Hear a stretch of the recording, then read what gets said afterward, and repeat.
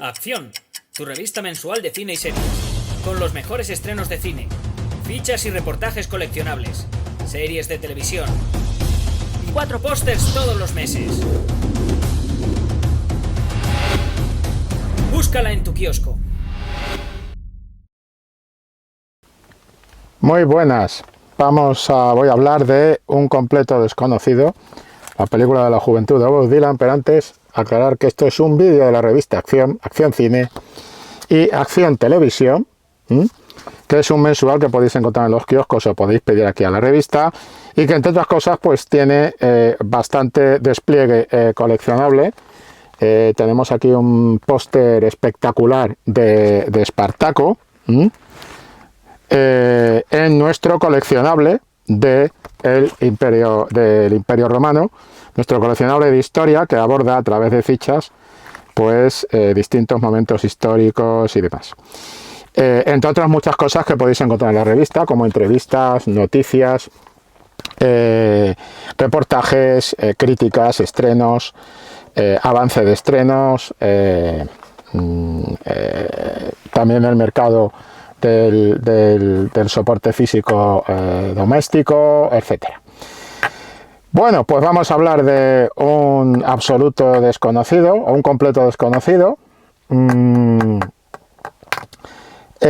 Película, como digo, de la juventud de Bob Dylan, película que habla de la juventud de Bob Dylan, de su arranque y de su despegue, y de cómo en ese arranque y en ese despegue pues se va cruzando con gente como Joan Baez, por ejemplo, o en un momento determinado, de qué manera influye, que creo que es uno de los temas centrales de la película. Para mí es el tema central de la película, aunque el tema central de la película es Bob Dylan, eso está claro, ¿no? Porque estamos en una clave biográfica y estamos jugando con que el tema central sea precisamente Bob Dylan. Pero digamos que para mí un tema interesante de la película, y yo diría que el tema central de la película es, por llamarlo de algún modo, el inmovilismo. El inmovilismo y la incapacidad humana para aceptar los cambios, aceptar el progreso, aceptar la evolución, aceptar la ruptura del statu quo. ¿Por qué digo esto? Pues porque creo que una parte importante de la película, esto va a ser una crítica sin spoilers, ¿vale? Porque creo que no es necesario en esta película hacer spoilers, porque realmente no hay grandes giros de guión, ¿no? Entonces, creo que hay un tema en la película que es la manera en la que la figura de Bob Dylan como músico y como compositor influye en la evolución de la música folk en Estados Unidos. Y cómo, de alguna manera, inicialmente es una fuerza de divulgación de la música folk, de esa música folk que, digamos, estaba quizá un tanto constreñida a un gueto, y que él la convierte en algo más mainstream, ¿vale? Para públicos más amplios. Y como ese primer impulso va a tener un duelo, por decirlo así, y ya insisto que esto no es un spoiler, esto es lo que fue, lo que fue la carrera de Bob Dylan, va a tener, cuando él quiera de alguna manera establecer cambios, pues como eso en un momento determinado pues produce una especie de revolución dentro de la música folk.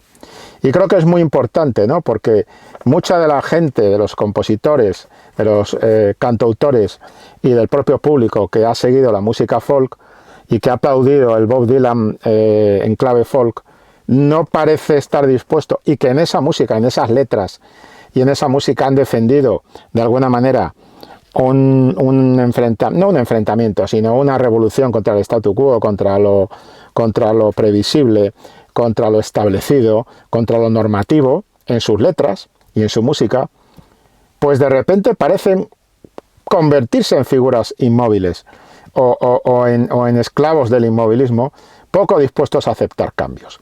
Creo que la incapacidad para aceptar el cambio está en el epicentro de esta historia. Y creo que otro asunto que está en la película también muy importante es, por supuesto no van a desvelarnos qué hay en la cabeza de Bob Dylan, o, como dice el guión en un momento determinado, de dónde salen las canciones, de dónde salen sus canciones. Pero sí que pienso que se hace bastante hincapié, sin negar la característica de biopic de la película, de contar, pues eso, sus historias, si se quiere, más privadas o personales, tampoco abundando mucho en las mismas, todo hay que decirlo. Pues creo que el director Mangold está jugando también la baza, no de revelar qué hay en la cabeza de Bob Dylan, porque eso es imposible, pero sí de plantear esa especie de, yo no lo llamaría angustia, pero sí que lo llamaría esa especie de conflicto del creador que quiere crear y que solo quiere crear. Creo que define muy bien a Bob Dylan como un tipo que lo que quiere es componer y hacer música. Creo que con muy poco James Mangold aborda temas muy concretos, en el caso de Dylan, sin profundizar en los mismos, pero es que no le hace falta profundizar. Lo deja suficientemente claro con unas pinceladas. Por ejemplo, un tema, digamos un ladillo que se me ocurriría para un texto que estuviera escribiendo sobre esta película, es la angustia del estrellato. ¿Cómo afronta Bob Dylan el estrellato? ¿Cómo afronta Bob Dylan esa popularidad, ese ser un ídolo de masas y ese ser perseguido por fans? Con muy poco la película te cuenta muchísimas cosas. Y creo que eso es uno de los aciertos de esta película, de este acercamiento cinematográfico a la figura de Bob Dylan, que evidentemente está en la línea, como proyecto, como producto, digámoslo así. Está en la línea de, pues por ejemplo, Bohemian Rhapsody con Queen, más bien con Freddie Mercury, o por ejemplo Rocketman con Elton John. Pero tengo que ser sincero, creo que esta película, la sensación que me ha producido a mí es que es mejor que esas dos, porque no sé si es por la propia personalidad del personaje biografiado. Creo que importa mucho el trabajo que hacen los actores en esta película. Creo que esta es una película de actores. Creo que Timothée Chalamet clava el personaje de Dylan que se requiere para la película, porque este es otro tema que también hay que aclarar, es decir, el actor no tiene que ser o convertirse en Bob Dylan. La película toma como referencia la figura de Bob Dylan, pero como digo, tiene un tema que es que en un momento determinado va casi más allá de Bob Dylan, en el cual Bob Dylan es el catalizador o el detonante, ¿no? Pero que es este tema del cambio y de la resistencia al cambio, de las novedades, etcétera, ¿no? De la intransigencia con el cambio, diría yo. Y como digo, creo que el actor hace un trabajo interpretando al Dylan que necesita la película, al Bob Dylan que necesita la película, que es muy notable. Está nominado al Oscar. Ya he hecho pequeños microvídeos sobre mi opinión de las principales categorías y de las nominaciones de este año, que podréis ir viendo, si no lo estáis viendo ya, en el canal de esta misma publicación, de la revista Acción.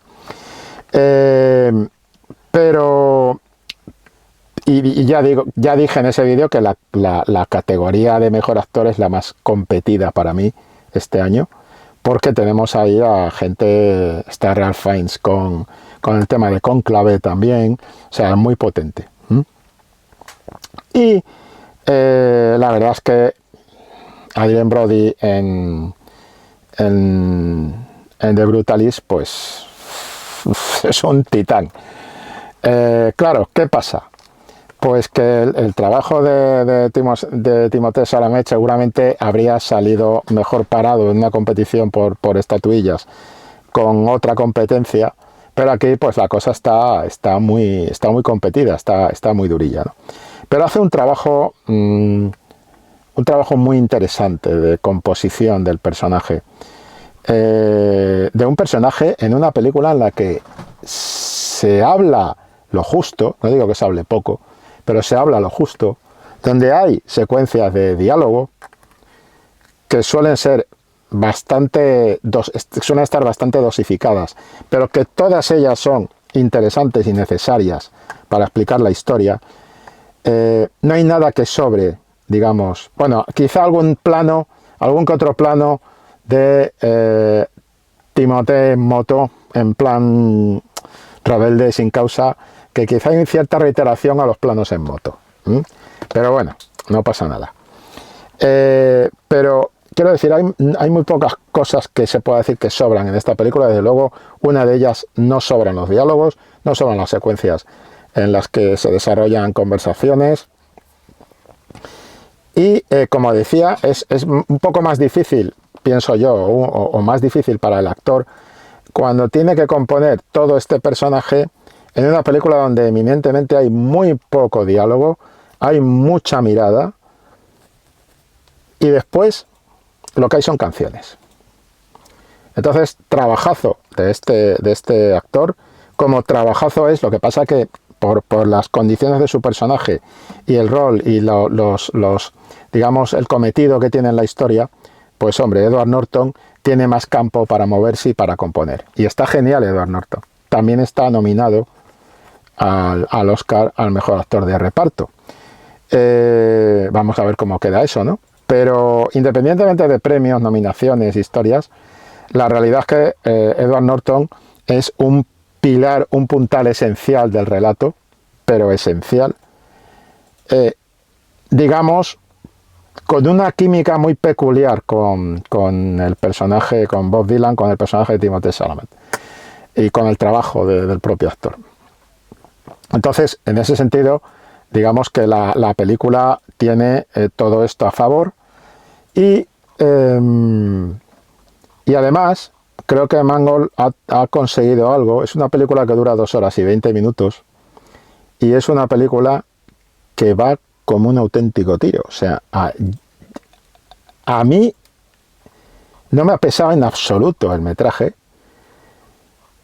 No tiene ningún momento que digas, esto podía ir acabando ya, o esto está cayendo en un valle. No te enteras. Y creo que el secreto, la habilidad, el recurso empleado para conseguir ese efecto es concretamente la manera de contar toda la historia más a través de las canciones, de la música, que de los diálogos.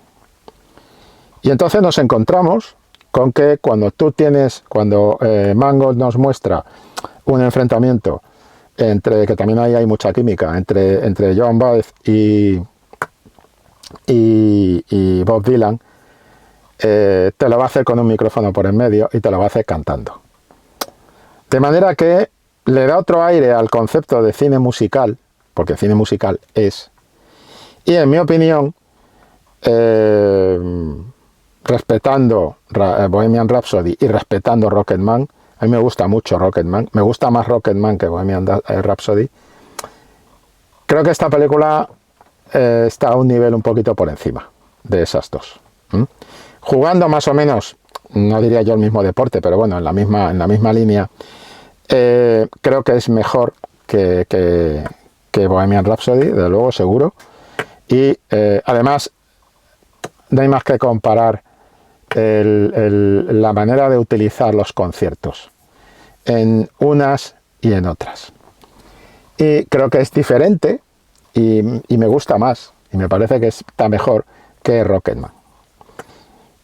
Y sobre todo, una de las cosas que aplaudo especialmente es esa capacidad, que es algo, yo aplaudo mucho eso, porque de verdad hay películas que pueden ser muy interesantes, que pueden tratar un tema, que pueden estar plásticamente, puede ser absolutamente arrollador visualmente y plásticamente lo que te están contando y cómo te lo están contando.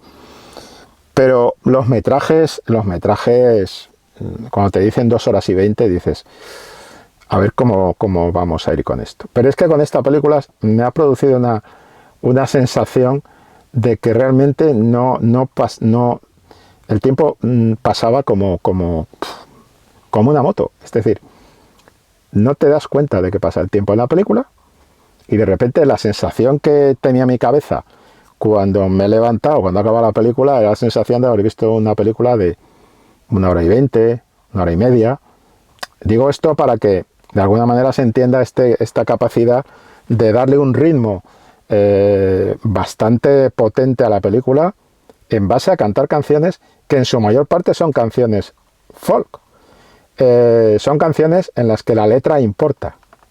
Son canciones en las que lo que te están contando con esos temas musicales está definiendo una visión de los Estados Unidos, no solo de Dylan, sino de los que fueron antes que él en la música folk. Y también te habla muy bien del momento que vive la música folk en los años 60, en ese momento concreto de cambio que va a establecer la irrupción de Bob Dylan como gran altavoz de esa música, como gran propagador de esa música a un nivel mucho más amplio del que habitualmente pudiera tener, ¿no? Entonces, creo que es una película muy completa en distintos aspectos. Creo que es una película que sin hacer hincapié y sin subrayar, sin pretender ser, digamos, la quinta esencia de la película que te describe qué pasa entre bambalinas, qué pasa al otro lado del escenario, o mejor dicho, en los laterales del escenario, en estos conciertos míticos, está contándote lo que pasa en estos conciertos míticos. Y hay detalles pues muy, muy curiosos, que además los aficionados a la música, y no solo a la música folk estadounidense, sino a cualquier tipo de manifestación musical, creo que es una película que pueden disfrutar mucho. Primero porque creo que está claro, ¿no?, que esto no hace falta que lo digamos aquí, pero creo que Bob Dylan no tiene fronteras. Quiero decir que no existe esta idea, es un poco un fenómeno como los Beatles. Es decir, no existe esta idea de, yo esto no lo escucho porque yo soy más de metal, o porque yo soy más de pop rock, o porque yo soy más... No, es decir, digamos que trasciende fronteras continuamente. Insisto, en clave letras, las letras. Las letras son la poesía de Dylan, las letras son el motivo por el cual en su momento le dan un premio que inicialmente se pensaría eminentemente literario, es porque él en el fondo es un poeta, y eso creo que también te lo cuenta de alguna manera la película, con 4 pinceladas de mostrarte cómo está componiendo y sobre todo esa obsesión. Creo que Dylan queda muy bien parado en la película. También hay que decir que no se buscan puntos más oscuros, y todos tenemos puntos oscuros. O sea, que eso nadie puede pretender no tener puntos oscuros. Dylan no es un santo bajado de los cielos, pero creo que en este caso y con esa figura, entrar en otras claves sería pura explotación del morbo, que a la película no le hace falta, porque la película está hablando de la creación, de crear, del acto de crear, de la capacidad para definir tu entorno, tu mundo o tu visión de la vida, precisamente como decimos con esa música y con esas letras, ¿no? Y eso es lo importante en la película, así que tampoco vayáis buscando en la película revelaciones de Bob Dylan, no. Lo que está es lo que tiene que estar, y ya digo, no le sobra prácticamente nada, salvo esos planitos repetidos de moto, donde además creo que no son necesarios para mostrar el estado de caos que de alguna manera reina en la cabeza de Bob Dylan en algunos momentos claves de lo que es su etapa de despegue. Entonces, para mí, buena película, una película bastante buena, y como digo, yo diría que me ha gustado más que las Rocketman o Bohemian Rhapsody. Y nada más, una película para disfrutarla, porque hay mucho plano de gente asistiendo, de público asistiendo a los conciertos, pero es curioso que los planos, normalmente en el musical el plano de gente asistiendo a conciertos te lo hacen desde detrás de la gente para que ese público dentro de la película te sirva a ti como puente, como espectador ajeno, para entrar en la película. Pero detalle significativo, en esta película los planos del público están tomados siempre, o casi siempre, diría que en el 90% de los casos, desde el escenario hacia el público. Y eso es una manera interesante de, entre otras muchas pinceladas, de, no digo inversión o revolución, porque no es el caso, pero sí de otro planteamiento del concepto de cine musical, del musical como género en el cine. Bueno, aquí lo dejo. Que lo paséis bien viendo la película. Hasta luego. Acción, tu revista mensual de cine y series, con los mejores estrenos de cine, fichas y reportajes coleccionables, series de televisión y 4 pósters todos los meses. Búscala en tu kiosco.